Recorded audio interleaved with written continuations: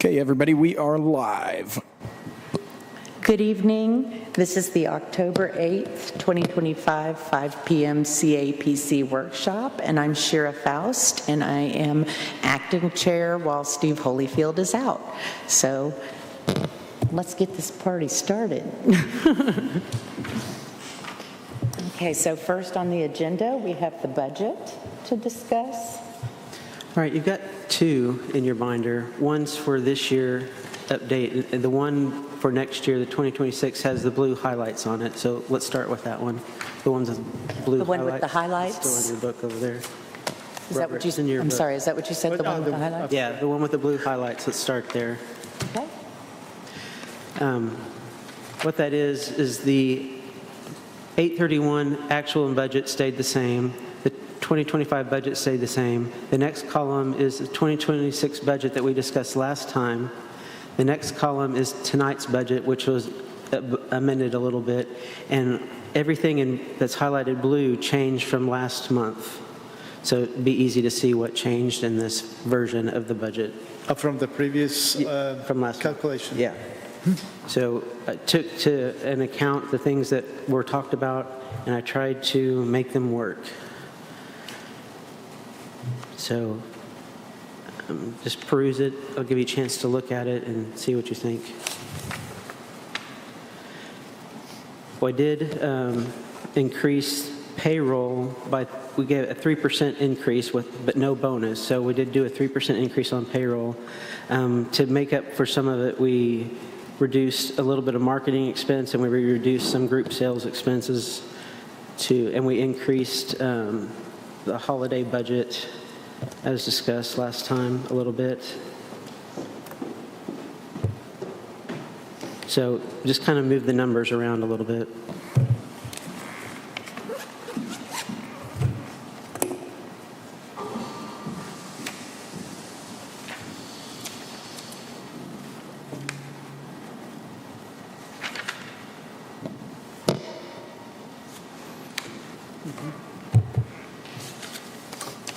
I might add that we did have a conversation with Madden this past month in regards to the change of budget from where we have been to where we would like to be.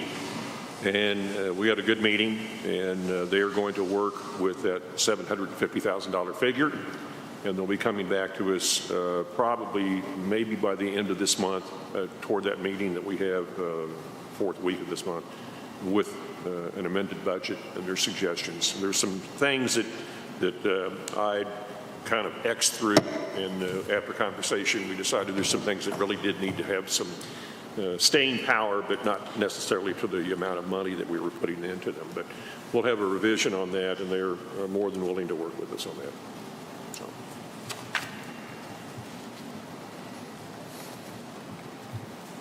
Can you remind me what line 6086 is? Looks like it went from 12,000 to 0. Yeah, that was the promotion budget to promote the in-house shows that we were going to do. And I just went ahead and removed that and included it in the media buys and the marketing section. And so, like I said, we didn't increase that a lot, so it's just kind of have to absorb it. It's basically reducing marketing expenses a little bit to make up for some of this other stuff.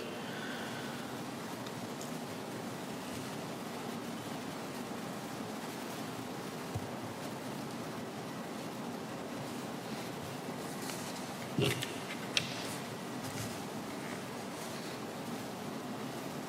have lots of questions, but I want to give people I want to give people time to review before I start asking.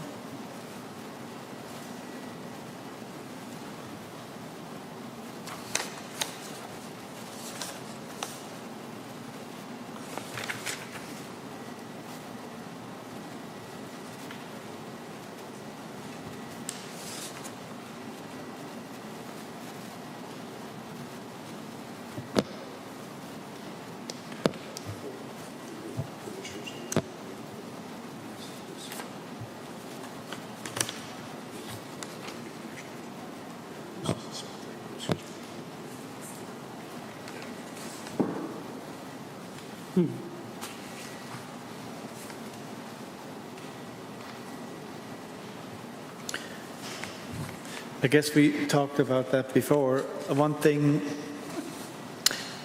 I like to see, and I don't like it, but the matter of fact is we're more conservative a little bit with the income. And so we are prepared to, or we're aware that maybe next year could be a difficult year. And that's a good thing. So if we go higher than what we have in the budget, that'll be exciting. But on the other side, we're not blind and just keep adding, we're not going to make another 10%, another 5%, another, like the tendency is definitely to be cautious for 2026. And I like the fact that we're reflecting that in our budget. Yeah.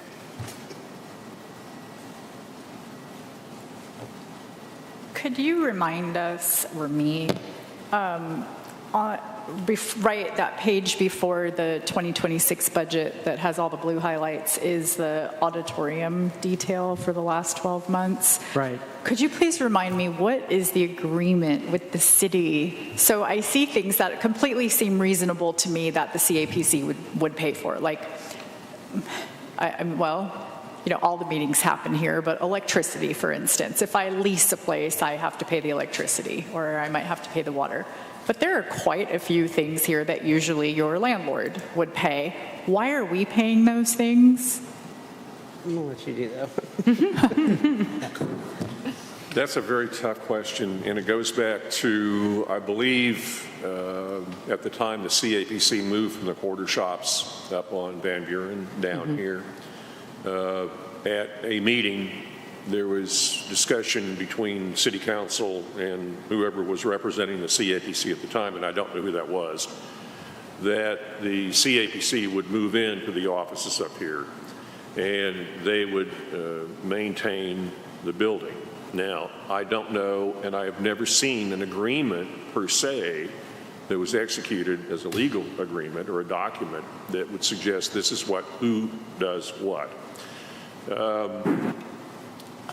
We have created, 2 years ago, I was tasked with the project of creating a document, which we did with our attorney, and we presented it to the city, and it really didn't go anywhere. And I think that there was a couple of reasons perhaps it did not. It wasn't specific enough to really outline who was responsible for what. And then the other part of that is it really didn't have an opportunity to go to City Council for discussion. So I think where we're at this point is some delineation between, I guess, the occupancy of the CAPC in this building and what that means. And if we were to move out of the auditorium, would we be back to where we were, for instance, in 2019? And I don't know the answer to that question. So what we've done is there is an analysis that Ty has put together on auditorium profit and loss and so forth that we can take a look at. And I think where we stand at this point probably is to request a more formal meeting with mayor and finance director to really discuss those. That should be done, I think, in a workshop format, and that way we can sit down and say this is really, the money that's being expended by the CAPC is a tremendous amount of money. And the city does own the building. If something happens, for instance, the elevator doesn't work right now, well, the city's going to take care of that. That's good news. But there's those other little situations that come up, like the HVAC. When it breaks down, it's very expensive to fix. The units are past their actual life cycle, could stand to be replaced, and they will fail again. It's just the nature of the beast. So I think a workshop is probably imminent between CAPC and members of council. I like that. And just for transparency for the public who may be watching or will tune in, the last 12 months of general operations has been $138,553.30 for the CAPC. And those are under 3 categories: maintenance, upgrades, and utilities. With all of the public meetings taking place here, it being owned by the city, I think that would be wise to have a workshop. I don't think the CAPC should, $31,000 almost for heat and air. I think that's unreasonable that the CAPC is expected to foot that bill. Again, I think there's some things that are perfectly reasonable here, but others just, a renovation payment for a city-owned building of $44,000, the city should have footed that. So hopefully that conversation could lead to a reduction in these bills. I'm just, thank you for this document. I mean, I've been vocal many times about this topic, and at some point I would really see and say, look, you know what, we'll just find some office space, and I'm sure if we would go probably $2,500 a month, we could probably get a nice office space somewhere, and just see what happens if we stop maintaining this building. Legally, I don't think we are obligated to maintain and pay all the bills for this building. It's just an old tradition, I guess, that the CAPC was the money pit, or pot. But for us, it's a pit. And I mean, we're budgeting $447,000. Okay, that's not all maintenance. I understand, but at some point I can understand if we stay here that we pay for utilities at some point, but I don't understand that we have to pay for upgrades or repairs.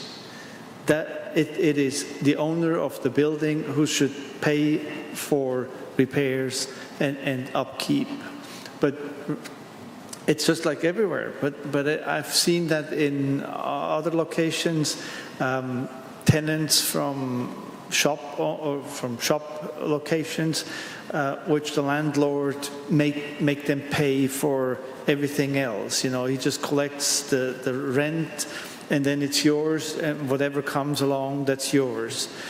And that's just I think it's just a bad mentality. I mean, Well, I do think Mike is right that setting up a workshop so that we can discuss that with the mayor and kind of get an idea of where we stand legally and things like that will make a big difference. So I'm not sure that it's something we can really hash out at this time. Plus, I think there's also factors that we'd want to talk with Mike and Danielle and the crew about, like visibility, because I know in 2019, for example, when the CAPC was located in the same building as the Eureka Market in the back, it was not very visible to tourists in any way. It just didn't get seen. I think it was even hard to find as a business owner. So I do think there are some advantages to being right here on the main drag. So I think all of that probably needs to be toggled over, and advantages and disadvantages need to be looked at. No, I mean, I agree. I mean, for now, the location of the whole office and everything, office space, it's ideal to be in the center and be on the pulse of what's going on. Sure. and have the staff here in town so they can actually see what's happening. Yeah. I mean, that's a cool effect. I agree. And I mean, like, I would just be open-minded to keep an eye open on available office space in a desirable location.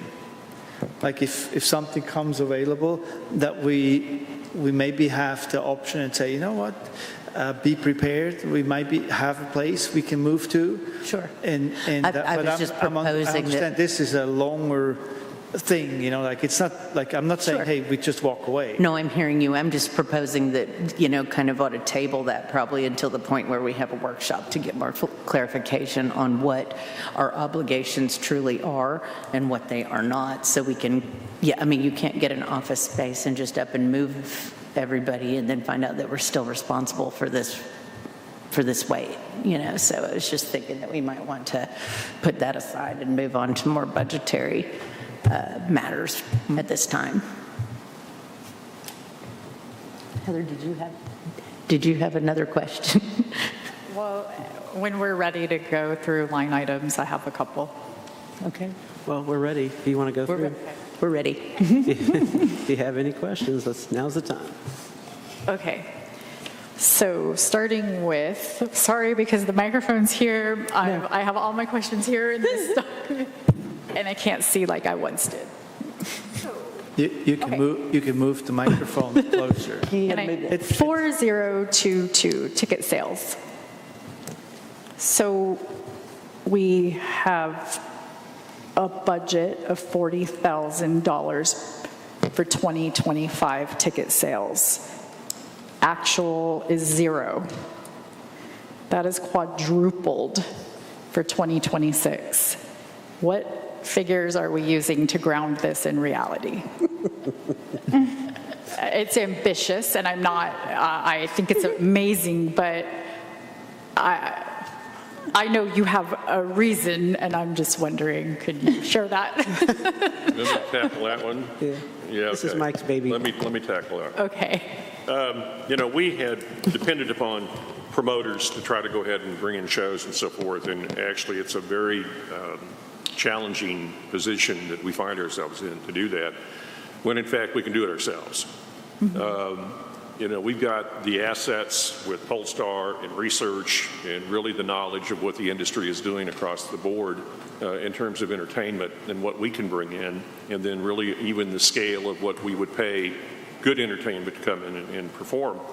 And, it becomes really fairly simple to do some math that suggests that we could go ahead and bring in 8 shows, and really if you divide that out, you could sell $160,000 worth of tickets with 8 shows. And that's putting 400 people in the auditorium at an average of $40 a ticket. That's really a low figure when you get right down to it, when you can go to the amp and spend $1,600 to see Blink 182. This is a pretty good opportunity to market more activity within the auditorium on a regular basis. I'd like to see our calendar be established all the way through the end of maybe the third quarter of 2026, so people know that these talents are coming. Book now, get your tickets, and then plan accordingly. Right now, it's very haphazard what we're doing. We have 1 show booked right now for 26, and it's iffy, even it will even happen at this point. It's not ours, it's a promoter show. So this is an opportunity to really kind of, carpe diem, seize the day, and take advantage of the auditorium as an asset, and then book shows within internally. And we're doing all the work anyway with ushers and security and backline and all the technical things. So really, it's all in place. It's just a matter of getting them booked in, and that's really the plan. So. What have you found to be difficult with the promoters? Why is it difficult to get promoters to come in and put on shows here? Well, part of that issue is basically they look at the number of seats that we have in the auditorium, which we have 986 seats. And they're staggering their ticket prices out with VIPs and so forth. And then what has happened, at least with our current promoter, and he's done a great job over the years, admittedly, but I think his knowledge of the market and what is trending and what is happening is just not there. In other words, we're not bringing in Gen Z talent. We're not bringing in even Gen Y talent. We're still bringing in baby boomer talent. And that is an audience of gray hairs, and the numbers are dwindling in those marketplaces. So we've got to up that game. The challenge has been to find those promoters that are willing to go ahead and at least work at our level, because promoters are very proud of their product. They're taking 20% to book an act. That 20% is something we could save that money on and just book direct. And I think we'd probably come out ahead that way. So the biggest challenge, I think, is just the knowledge of the theater. We're in all the books across the board. We're in all the Polestars, and we get offers probably every day, but they're for people that I'd be scared to death to book in here, because I don't know who these people are. But we look at their numbers and we see that they're not polling very well, or they're not very well known. In other words, we're not bringing in big acts at this point, and that's really the objective, is up-and-coming acts that are doing well, that are showing trending analysis that is good for us to do, and then also different genres. We've leaned our way into country this past year, which has been somewhat successful, but that's not the only format out there. and it really isn't. And we found that, a comedy show here did extremely well. And we know that it's just a matter of looking at what's out there in entertainment that we can pull in here and do it 8 times a year or more. And we think that we've got that opportunity. We're not turning promoters away by any stretch of the imagination, but what we are doing is having to work with promoters to be able to get our money back, so that we're making money at the ticket office just as much as they are. I think one thing with the way it's currently set up is, if you type in Eureka Springs auditorium events, it takes you to a city page, like a page on the city's website. It might be useful if we really want the Aud to be like its own venue, it should have, I think, its own website, its own sort of unique identity. If I was a promoter and I had a 1,000-seat auditorium, but I saw that it didn't have its own independent website, I would feel a little cautious in booking that, right? Because the page is set up nicely, but there's like one photo of the Aud. There's no examples of what kind of shows we have, but, as far as photo reels or videos or any kind of actual promotion of what the Aud can do, right? So I think, it could live in that page, I suppose, but I think a website is $200 a year plus the $20 domain. We actually own the domain, and I think, to your point, at one point we did have a very robust auditorium website. It went through the history of all things here. And when a different agency came in, they just shelved it. And consequently, it's been kind of put on the back burner up to a point where it needs to come back up, because we've got a great history, we have tremendous footage, we have all kinds of pictures, and we've really got a phenomenal asset, and it's just a matter of locking it, loading it, and putting it back. So budget-wise, I think it's worth adding in a few $100s in 2026 to have an Aud website if we really want it to be a venue, especially if we're going to try to sell $160,000 worth of tickets. We need to have a unique identity for the Aud that's separate from the city, especially if the city's not paying for anything. We took we went to Music Cities in Fayetteville a couple of weeks ago, and this was an international event in which we were a sponsor, and we created a really cool video of live music at Eureka Springs. And the people that saw that were really literally blown away about the entertainment quotient that we've had here, because we went back to the B.B. Kings and the Ray Charleses and so forth, and they went, we didn't know that. This is cool. This is really important. And that's where we have to bring this back up and own it, as opposed to trying to just sublet it out to other promoters. Well, like I said, I think that's something in the budget worth. If it's not in there already, that's less than $1,000 to have its own identity that can showcase, like with the film festival, I have people go, where are you showing films in Eureka, right? And I said, the auditorium, and they're like, the old building on Main Street? They have no idea that it has a pretty good projector, huge, it's a huge space, it's modernized, has 5.1 surround sound. And so I think that if people had a better sense of the Aud as its own place, they would be a little more open to that. Not to go too far off this budget page, because this is important that we get to, but I will say this, that in 2029, this building's 100 years old. In 28, it will have struck ground, as it did back in, 1928? For $75,000, this whole place was built. And it was built really extraordinarily well. It's still standing after almost 100 years. We have something to celebrate, and I think part of that celebration is just the relevance of what this auditorium is and what it can be, not to just our people in town, but also really literally the rest of the country. As this is a great entertainment venue, and the people that play here love playing here. They always have. Sorry, I didn't mean to distract, but I think it's budget related, because it requires a few $100s to set that up, but I think would feed into everything else that we're changing here on the budget related to ticketing and doing stuff in-house. Absolutely. The old line, a rising tide rises all boats. Well, this would rise a lot of boats. Absolutely. The income is like budgeted for 160,000. Am I right? Like the expense that would be on the event talent, right? So we're not. Technically, if everything goes well, we're not making a lot of money. It's more the effort. Right. It's a break-even proposition. Right. We're trying to break even. Technically, $10,000 difference. Right. So it's like, if we at some point, if we see that it's not working, we can technically pull the plug at some point and say, well, you know, like the middle of the year, if we're really short, that we could change our plans. I know if you have a contract, you have to fulfill the contract, of course. But it's not like blowing up our budget in both ways. You know, it's a balanced situation. 160 in, 150 out. So it's not completely changing our overall budget. So I'm in favor of it. I think this is a good, for that part, I don't have a problem with the auditorium. I think it's a great place. And with all the history, all the people who played here, from I think B.B. King played one of his last concerts before he died in Eureka Springs. That's right.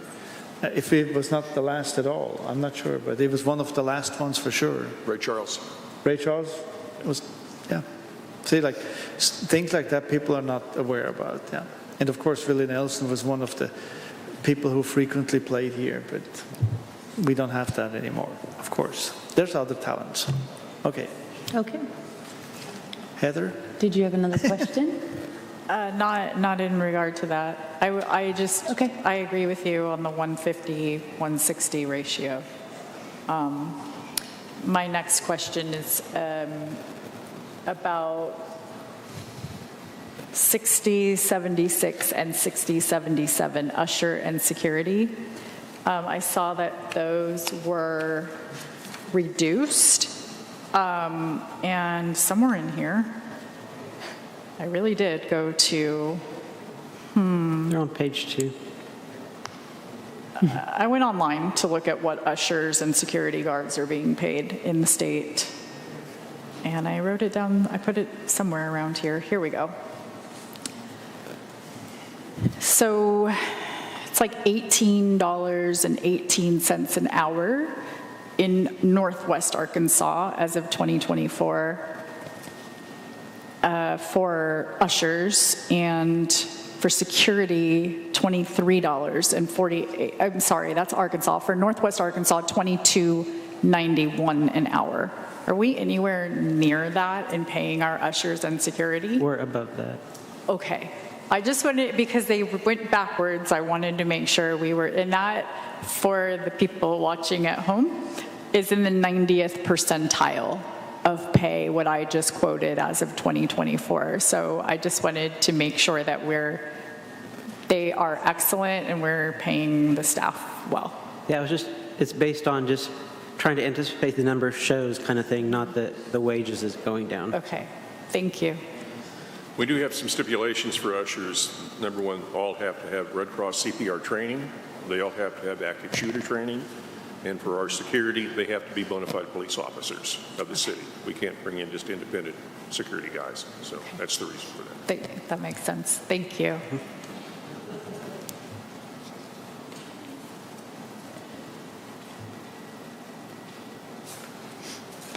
My next thing was, thank you, the payroll. So let me rewind. Was it 2024, I came barreling in here with my PowerPoint presentation saying we're not paying the team enough, and I want bonuses, and I want 1% of the income that we make to go toward bonuses because we were vastly underpaying our staff. I know that we have since moved from hourly in some cases to salary, trying to even it out. I still maintain we are not quite all the way there yet. And that is according, again, to data that anybody can go to their computer and look up themselves on ONET online. It's the Department of Labor, the Bureau of Labor and Statistics. So these are not my numbers. These are the government's numbers. I do think we need to have a conversation and just getting out ahead of it proactively. We are down about 2% overall. Last year, going into 2025, we were down. And then we met our goal after collections came in after the new year. Do you think that we're going to meet our goal for 2025 even after the new year in 2026? Is that feasible? It's not looking like we're going to meet our budget this year for income. Okay. It could change. With the last quarter, we don't know what's going to happen. Sure. But tracking so far this year, it doesn't look like we're going to meet it. Okay. So I think that there's a conversation, and I don't know that that's for today because Steve and David are not here, that says, you know, in business, you make decisions, and it's not just on did we meet a goal. There are many factors at play, and there's a reason a goal isn't met, and there's a big delta between 2% and 20%. We know that the team is going to events, they're traveling, their nights, their weekends. We've talked about adding additional staff. I don't know that that's a consideration yet, but I do think, you know, Mike, as the team leader, yes, I talked about COLA, but where are we with merit? Where are we with bonuses? I will always be a proponent of making sure that teams are paid. I don't even want to use the word fairly because I think we can strive to do better, but I am a proponent. I want to make sure we're proactively having this conversation and we're being transparent about it for the community because I know that last year there were questions around it. And so I think my question is who, you know, how do we make that decision? How do we get there? Robert? Well, I understand your concerns, and I don't have a problem. I mean, we pay our employees decent, I think, even if we're not to the top standard of what you like to see. But we're in the 40th percentile. Well, we have to consider the other thing. You know, it doesn't look really cool or good on the CAPC if we increase our salaries for the employees and the rest of the town is happy to have a job.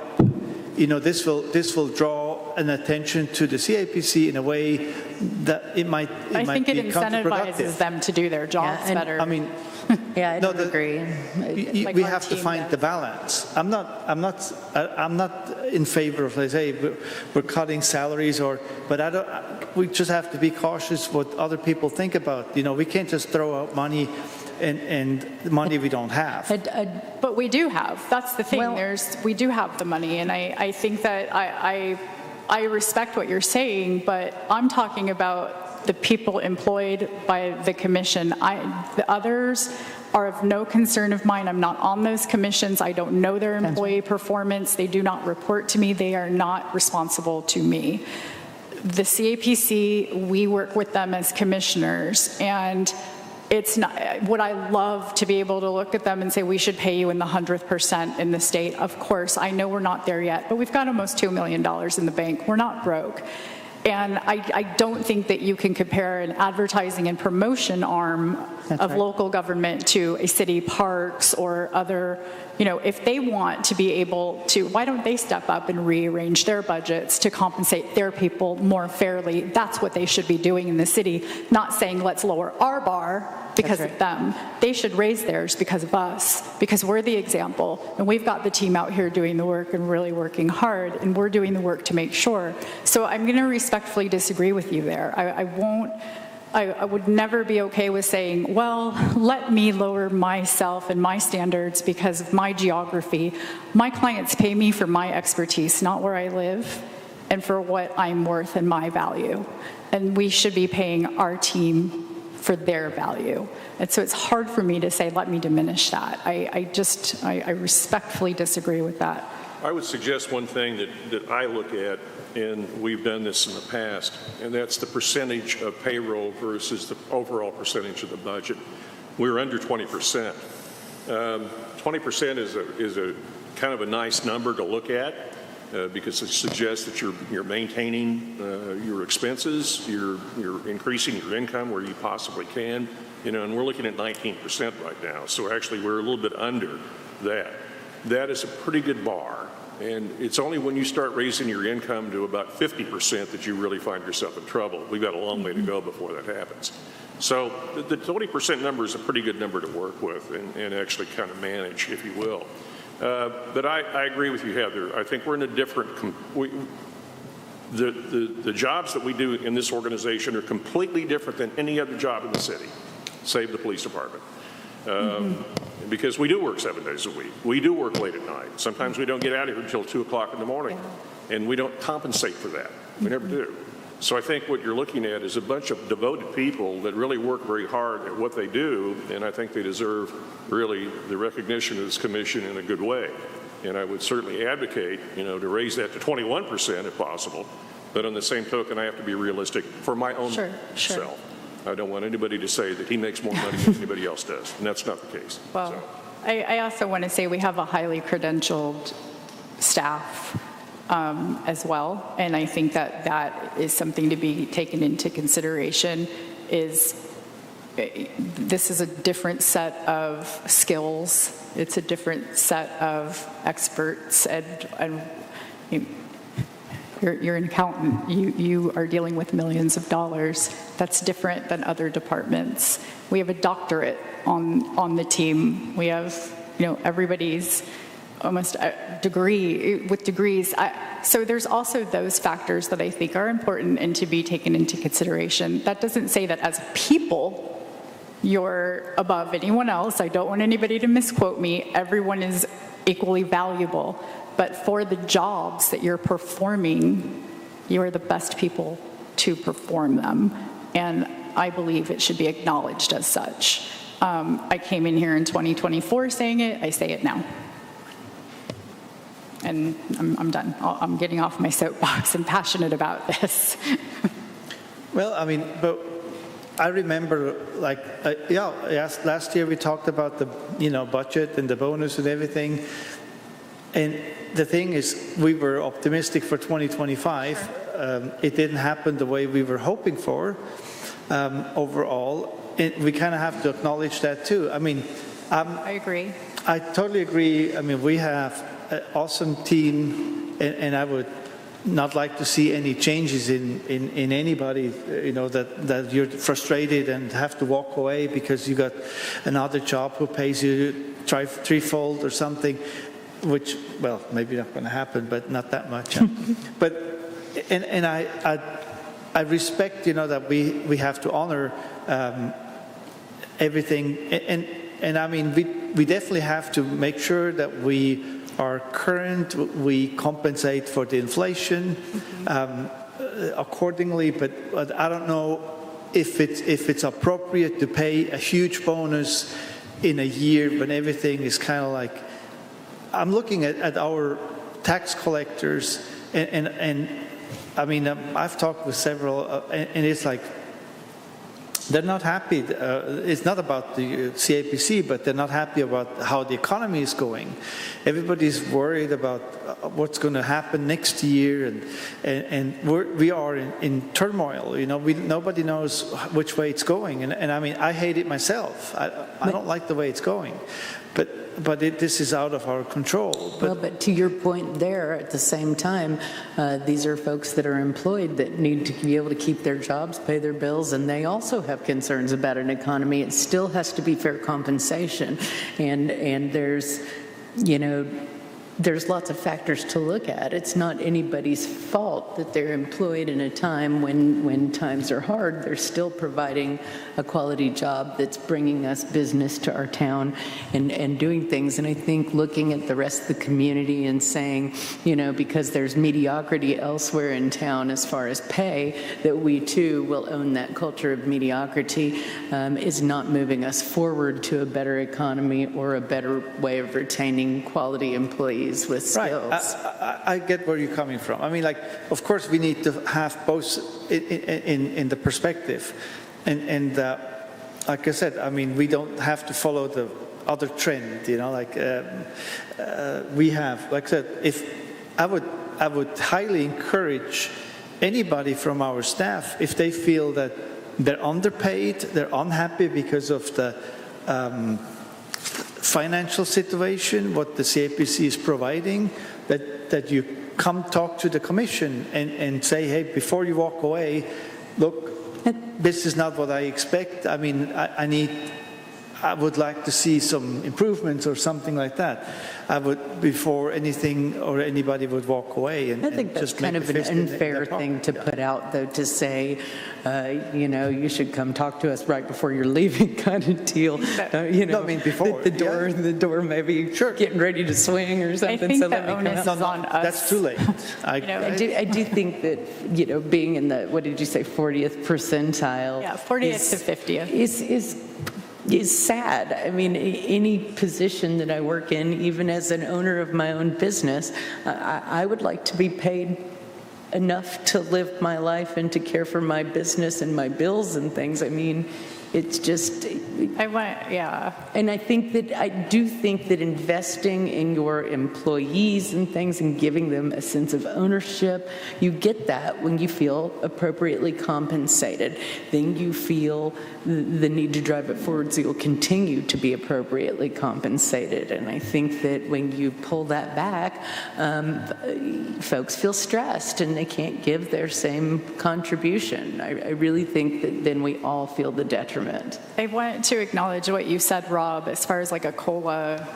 So what I'm talking about is my opinion is I wish it could be more. I think we just need to say we should do the standard 3% COLA raise. But I do still think we voted collectively as a commission last year to say we're going to reserve up to, doesn't have to be all of it, 1% of collections to decide on bonuses. That's not me saying we have to do it. It's me saying we need to talk about it and we need to discuss it. I think we should do it given several factors, not just collections. I'm not trying to say, let's make this decision. I'm saying I think we need to look at all the factors and discuss up to what amount, or if any, are we comfortable with. But I do think that the onus is on us as commissioners, not on them to come to us and ask. That was my never feeling, been is in I think that's not a fair position. I'm not in a role, I'm not used to seeing that. Yes, sometimes people do come and say, hey, I'd like a raise. I would love to be able to do more. I am realistic about where we are economically, but I also know there's a good amount of money in the bank. We're not broke. But then if you said it, you're not 9 to 5. This is not a traditional Monday through Friday 9 to 5 as well. We're talking 60 plus hour work weeks.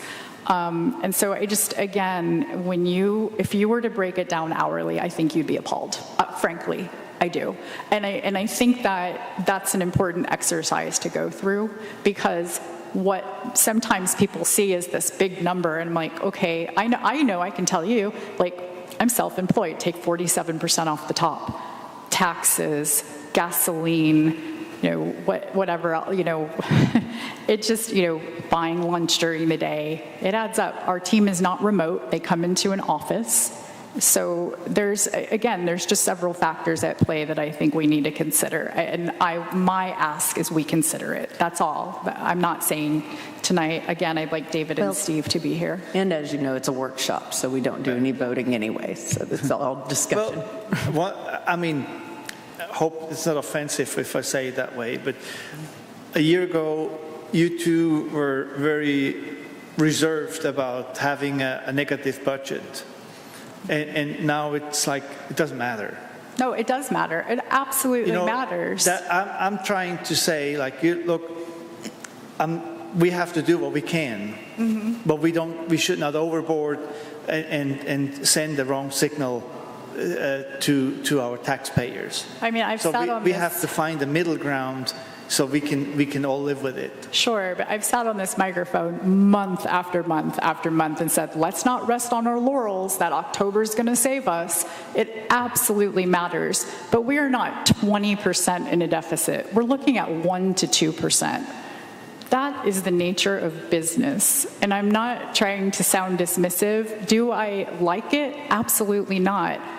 We are in a time right now in this country where I spoke to a client and she is holed up in her home canceling her travel because helicopters are flying over her house, and she is Native American, and even with her Native American card is afraid to leave her home. So we have people that may cancel travel, and this is the reality. So do we say let's penalize our team because of because of these political realities that are happening in the world, if we can still afford to compensate? I would say no.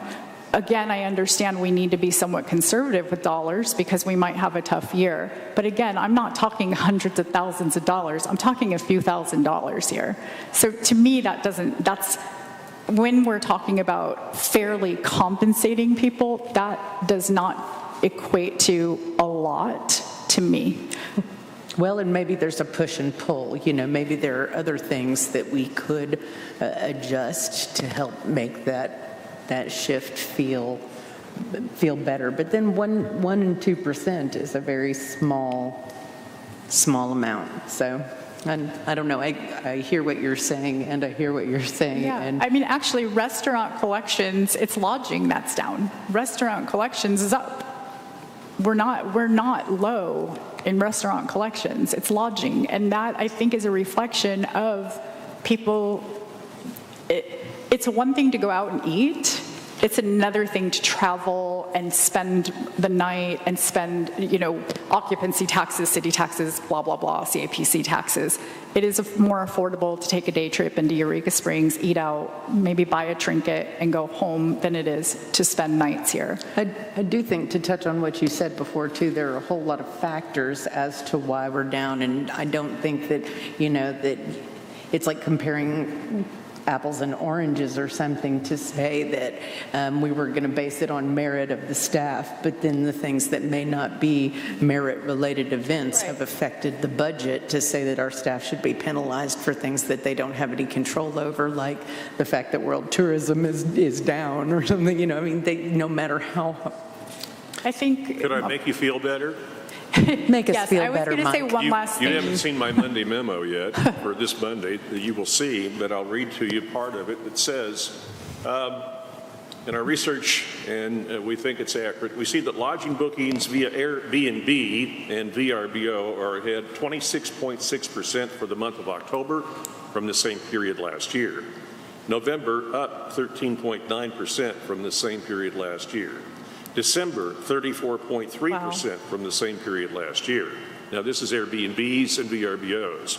They own the lion's share of the market here. Mm-hmm. So to suggest that we're going in the tank is not true. Mm-hmm. We are actually going up very markedly, very well, and we're looking at the fourth quarter being probably a banner quarter for us. So I think that there's a little bit of give and take all across the board in this. These, again, are OTAs, obviously online travel agencies that are showing these markets, but they own the lion's share of this market. So the indications are very strong for the fall. I checked out the license plates in the lobby, in the parking lot today. Here we go. New York, New Hampshire, Virginia, Kentucky, Illinois, Louisiana, Colorado, Kansas, New Mexico, Iowa, Minnesota, and Arkansas, Oklahoma, Missouri, and Texas. Those were just the ones out in the front lot today. So we have plenty of people coming into town. We know that these are strong indications that because of the fall in particular, we should have a banner fall, I hope, unless things just go completely in the tank. I don't think that they will. But on the same token, we are seeing marked improvement in the numbers from a year ago at the same time. Well, and correct me if I'm wrong, but often, like in looking at my own business metrics and things like that, it takes time to see the result of the changes. So, if Madden puts forth a new marketing strategy or something like that, or we try something new, you don't immediately get those direct results. So it may be 6 months in advance that we're able to see what that drives, I mean, I always said September, October are the key months, and I will not revise that. I mean, this is true, and I'm very certain that October will be a very, very solid month, and it will be. I doubt that it will be very much below, if at all, from previous years. And I totally agree with Mike that it's hard to, when you have your own business, you look at your numbers and you look at others, which I don't have details, but I just hear it, or I can see the empty parking lots. So I know, like, my numbers are maybe different than others. But overall, I think we're good. You know, like, I mean, we had a very, very busy weekend. The Black Spruce and Barbecue seemed to be really, the weather played along. What more strange to me was, for example, the Corvette weekend. I know a lot of people got screwed over with the date of the event. Especially, I can speak for my guests. At that weekend, I had more motorcycle guests than Corvette people, which is never That's had that odd. before. And it was, we filled up the rooms at the last second. You know, like, it was really, like, very, very weird. And yeah, eventually the city was full, we could tell. I mean, like, everybody was busy eventually. So my point is, like, this year has been so difficult that everything happens at the last minute. And we will not know till we close the books for 2025 where we're at. Sure. And I'm overall not negative. I'm still thinking that we're going to be okay. We're going to be within a margin. It could be plus minus 5%. But next year is definitely a year. There's so many things happening. We don't know what's going to happen. I mean, nobody knows what we're going to pay for our health care next year. Is it double, triple, or the same? Stuff like that is very uncertain, and we have to kind of be prepared for everything. Yeah. But Well, and correct me if I'm wrong, but I think everybody hears you very clearly and is in agreement that we need to err on the side of caution when we make decisions. I think that what you're saying is not untrue, and at the same time, I think what Heather is saying is let's not take this subject matter off the table because it is of importance that our employees are appropriately compensated, you know? So, I'm not disputing yeah. that. No, I agree. I'm just saying that I think both of you are really, in essence, saying the same thing. Let us be cautious and at the same time continue to look at this issue because it's one that's important to all of us, you know, success. And I want to say too, comparatively, Mike has shared data with us. If this were, you know, Eureka Springs is down and everybody in Arkansas is up, up, up, up, that's not the case. It's actually reversed. We may be, you know, 1% to 2% from budget, but we're actually outperforming most other towns in the state. Definitely. Yeah. And so I think that that's an important factor to consider as well. We have the data to back that, and I know that data only tells part of the story. It doesn't tell the whole story, but if, you know, I'm going to sit in this seat and say, let's make data-informed decisions, I think we have the data to back us. I'd like to ask a question, and I don't want it to land wrong. I don't want to be accusatory. This is a fact-finding mission. Is it inaccurate for me to say that there's a possibility that not all Verbo and Airbnbs are actually remitting their taxes? Well, now with Verbo, with our agreement with Verbo, if they're on Airbnb and Verbo, they are collecting for us. And that went into effect in June? Mm-hmm. And so from And Booking.com January, also now. So from January to May, it's potential that we missed some collections. correct. Okay. I think Expedia is still the one we don't have a contract with, right? Yeah, we need that one. Is that something that's still in the works, or I know that those people, it's always a gamble to get the right person. I don't know if anybody, quite frankly, Robert, I don't know of any municipality that's collecting from Expedia that I'm aware of. Now, don't quote me on that because I could be way wrong, but I don't see that in talking to our other cities, and that includes Rogers and Fayetteville and Bella Vista and so forth. You know, we were asked not too long ago just by our neighbors at Holiday Island how we have managed to get Booking.com, and I'll tell you, it was just by luck. So there is a lot of work out there to be done. However, we've got, I think, the three major ones right now.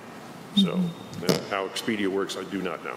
Well, the only thing what I could share from being a partner with Expedia, I mean, I have bookings through Expedia, but I have a contract with them which is Hotel Collect.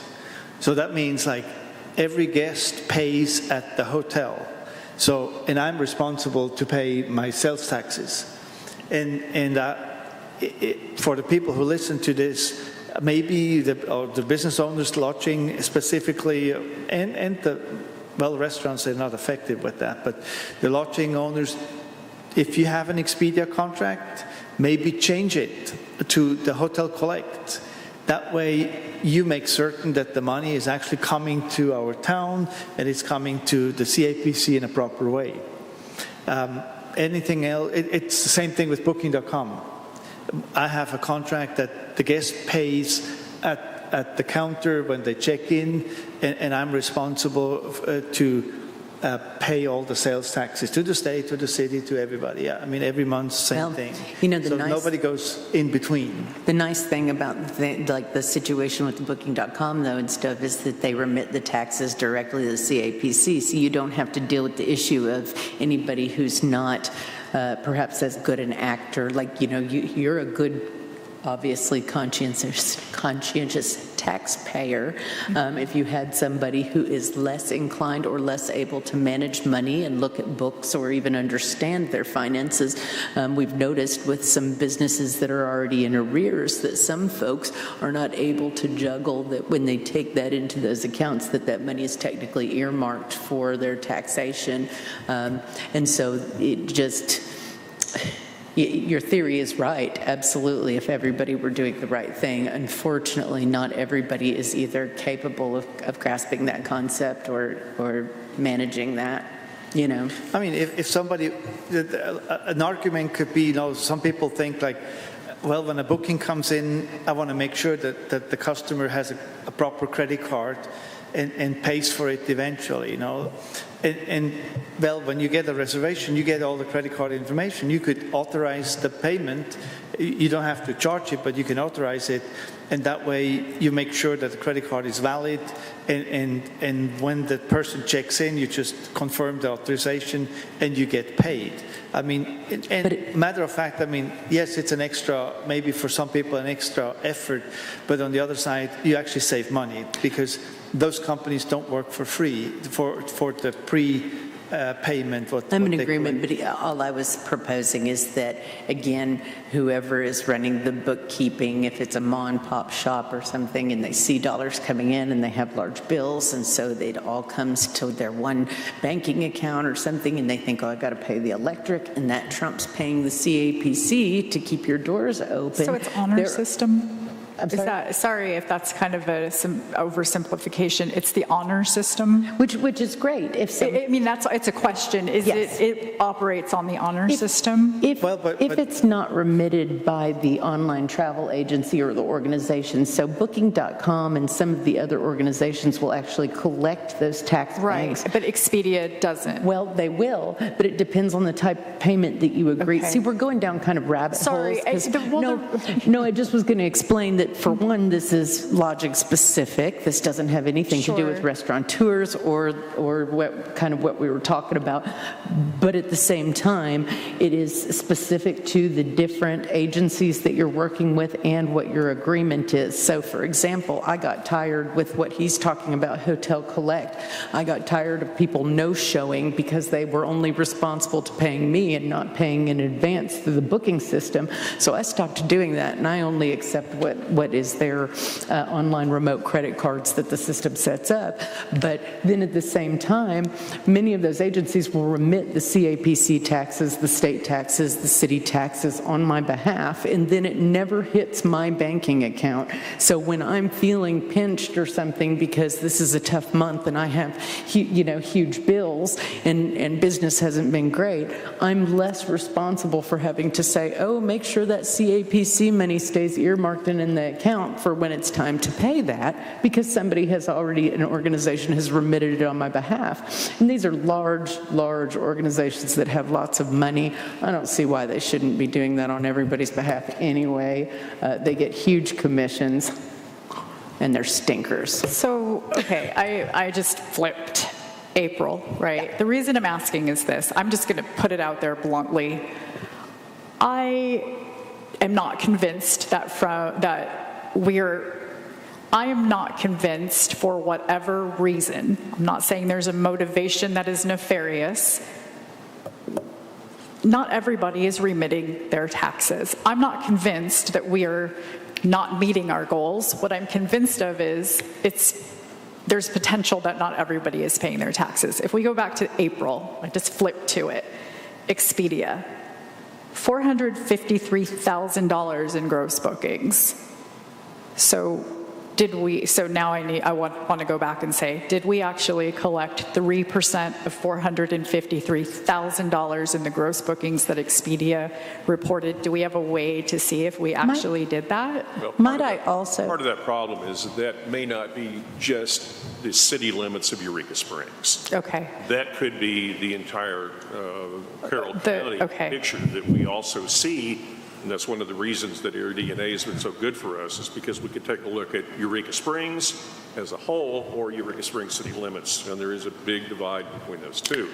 I'm going to say it again. You will love my Monday memo next Monday when you get it. Okay, thank you. I'd also like to add to that again, it really does come down to an honor system in all business and everything else. Because if I so chose, for example, to go onto my reservation system and make things tax exempt, or to do, people have the control to represent what the tax rate is here between those booking systems. Like, for example, Booking.com is not going to be like, oh, Robert, shame, we know your name. You live in Eureka Springs and you're only remitting X amount of tax percentage, or you're not remitting this portion. They don't care.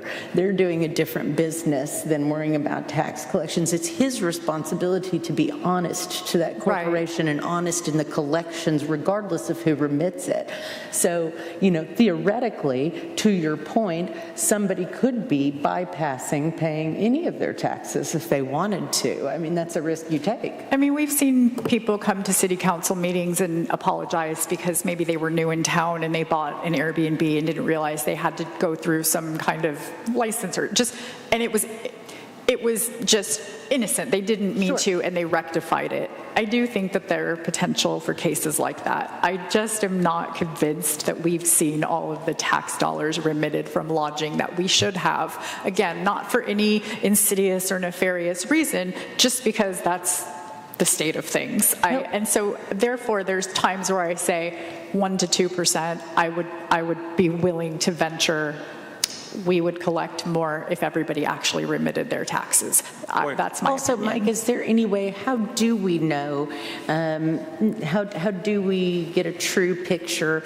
of who, if you have an Airbnb and VRBO, of who of those people are doing that and are actually taking legitimate steps that need to be taken to participate in that? Like, do we know, do they have to have a business license? Do we know that they do that? And do we know that they are... There is a formula here, and it's not very complicated, actually. It's a business license that is issued by the city. It has to be renewed every year to do business within the city. Sure. Your A&P permit is not one of those things that has an expiration date, with the exception of when you quit your business, then you have to turn your license back into us.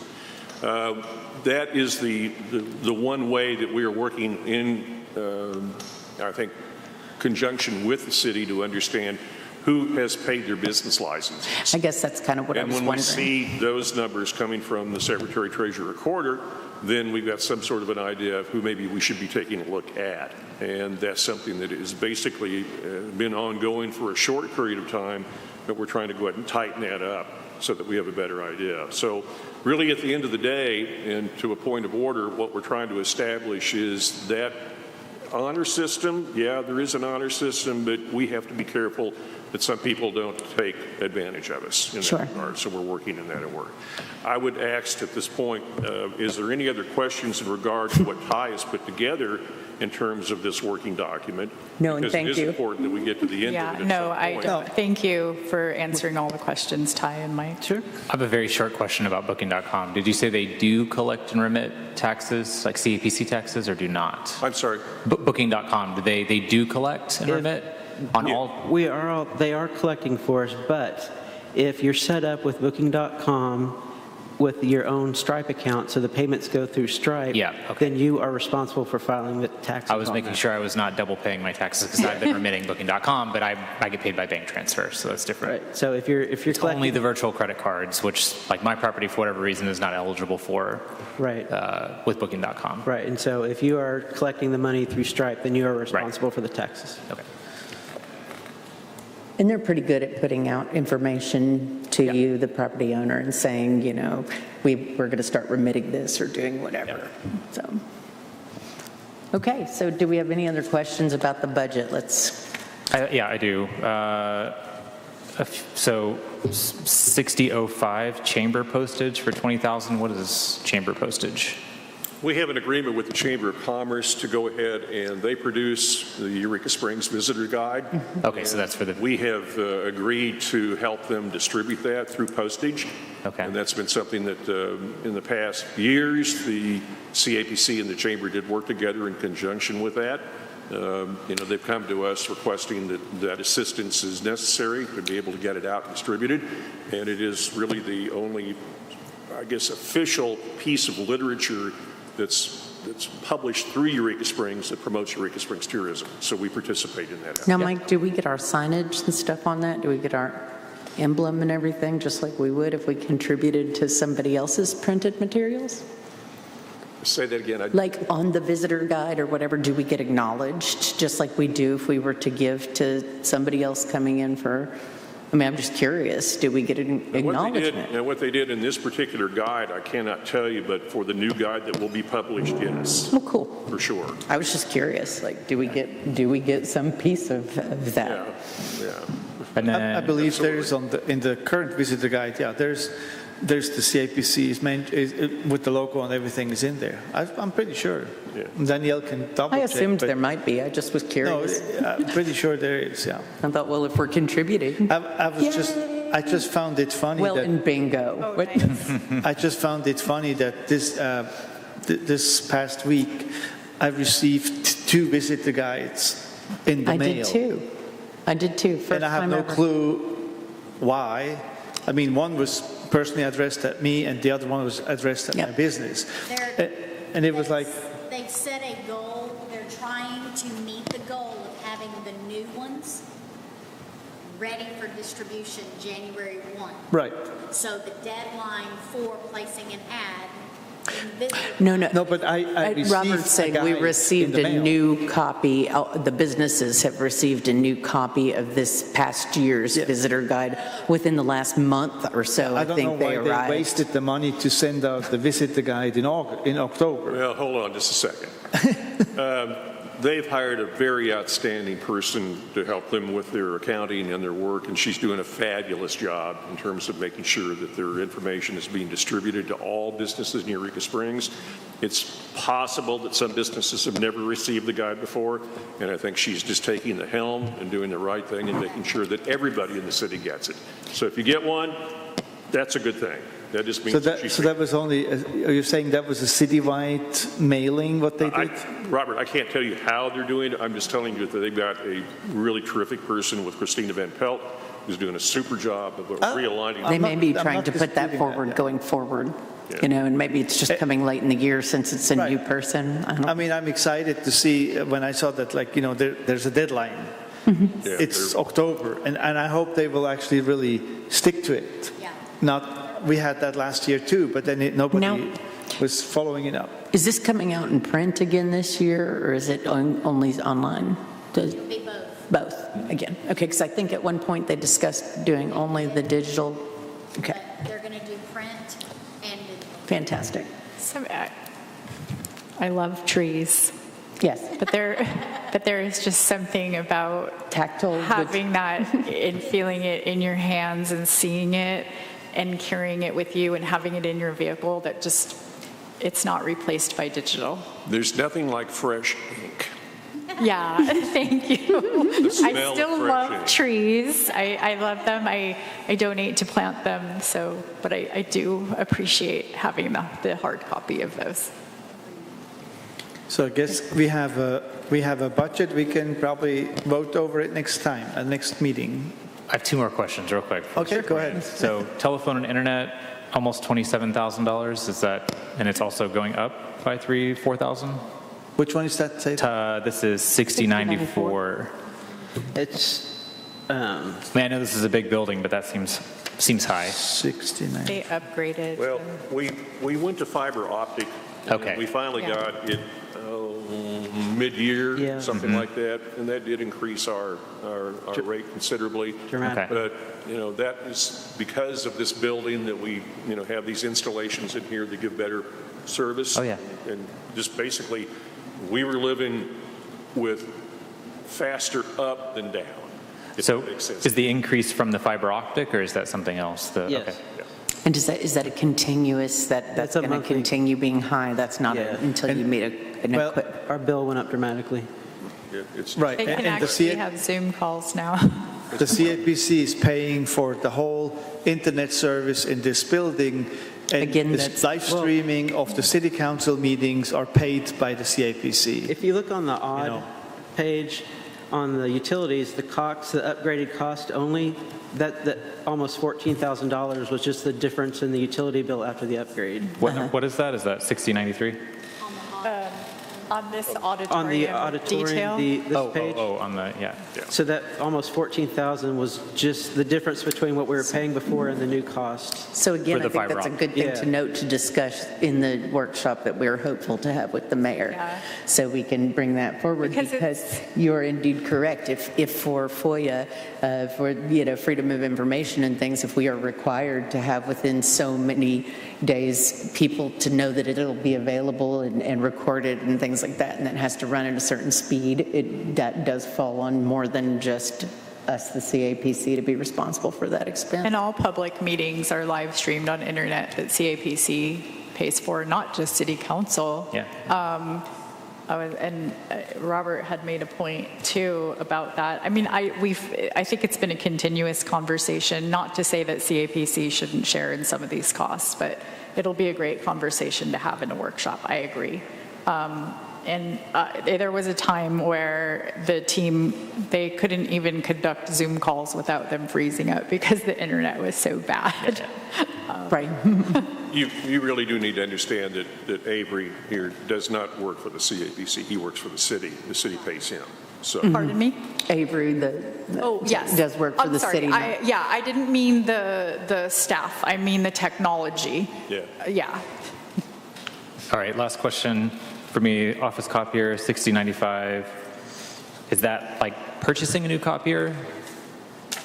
No, we pay a monthly rental, basically, a lease. Oh, okay, so you're leasing it. Okay, so 6,000 to lease it.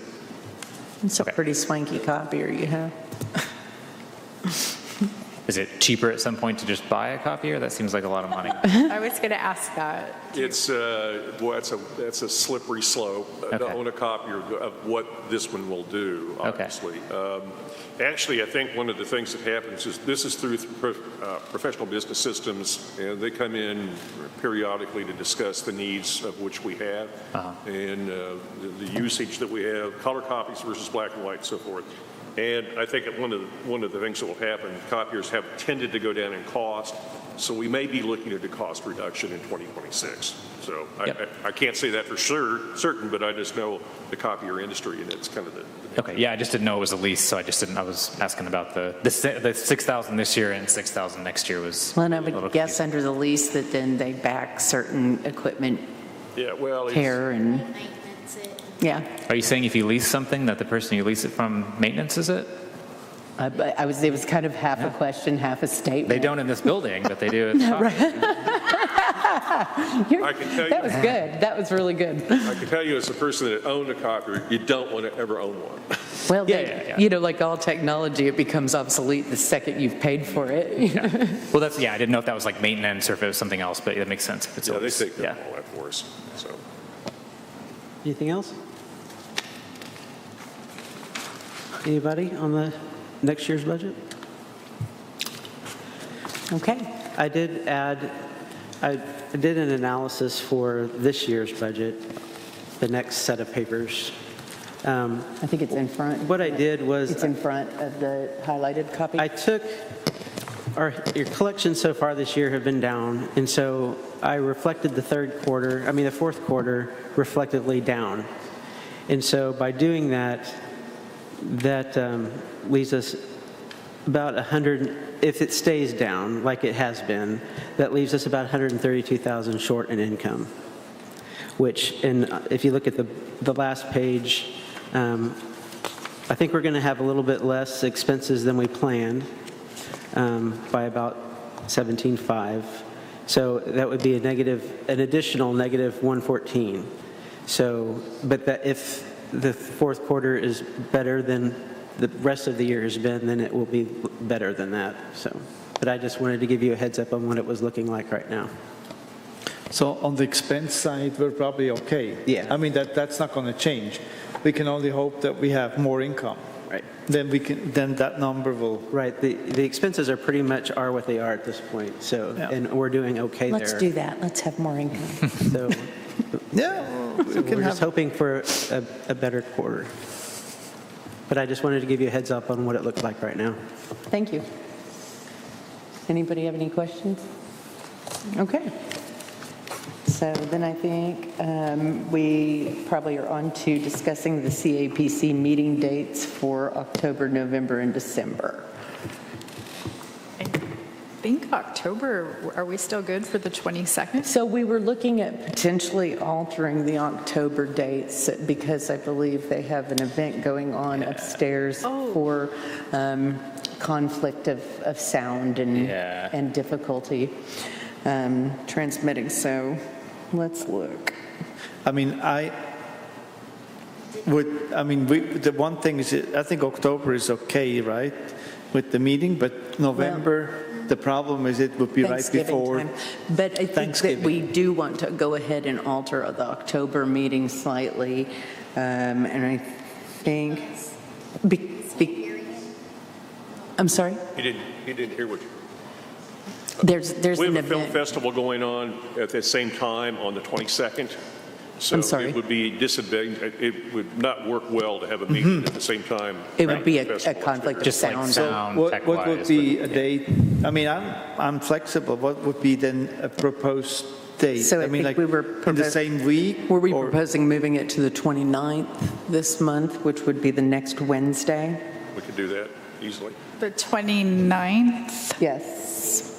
So in 3 weeks instead of 2 weeks? Would that, As long as we can keep it at 5. I'm sorry? As long as we can keep it at 5. I don't see any reason we couldn't, if everybody agrees. I mean, obviously, this is not a voting session, but I think that if we could all just kind of agree, does that work for? I'll be out of town, but that's probably better for. Okay. Yeah. Okay. So tentatively, could we plan October 29th at 5 p.m.? Okay, We're going to check the city.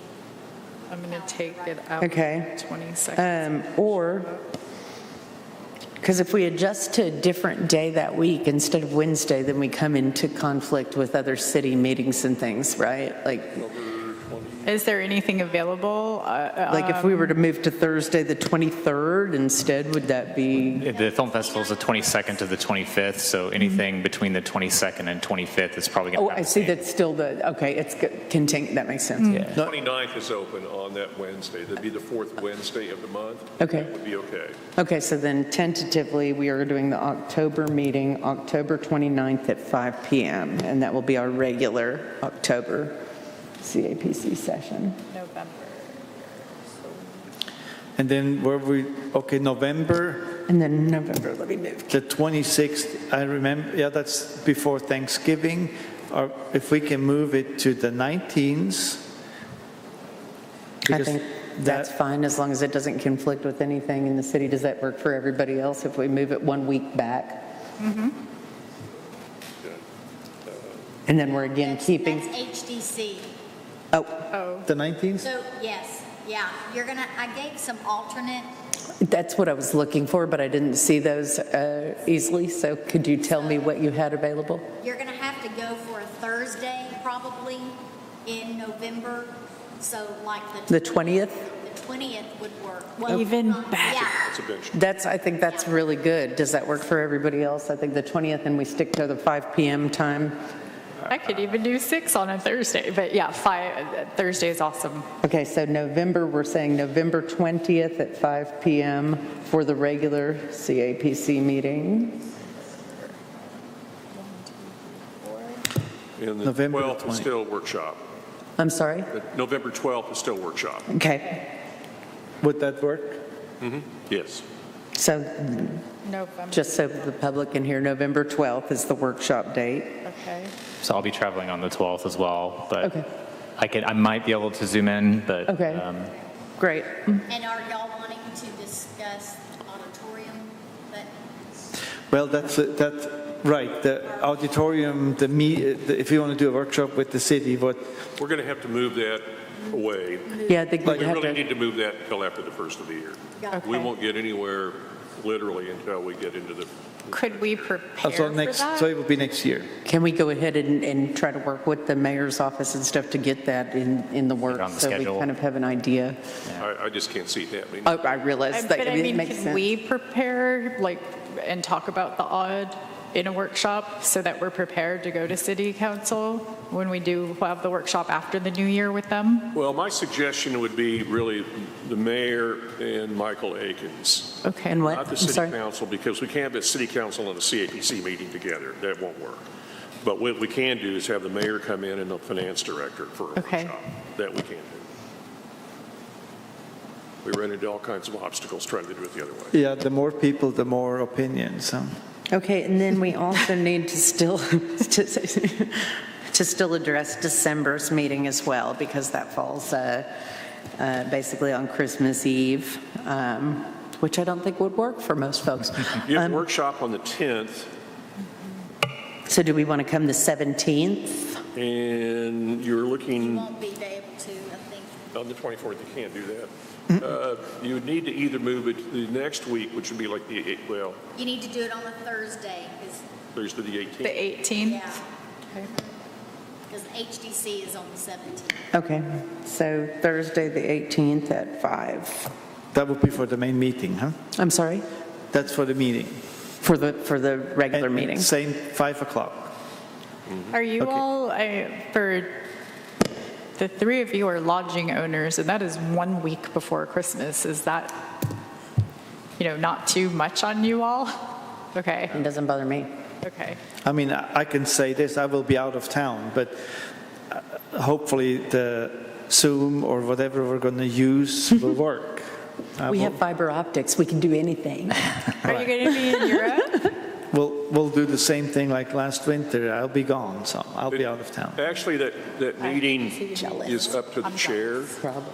And if the chair decides to have the meeting, the chair will. If the chair doesn't want to have the meeting, then we will not. So Okay. that's really up to Steve at this point. Sure. So that's been the format in the past. So Okay.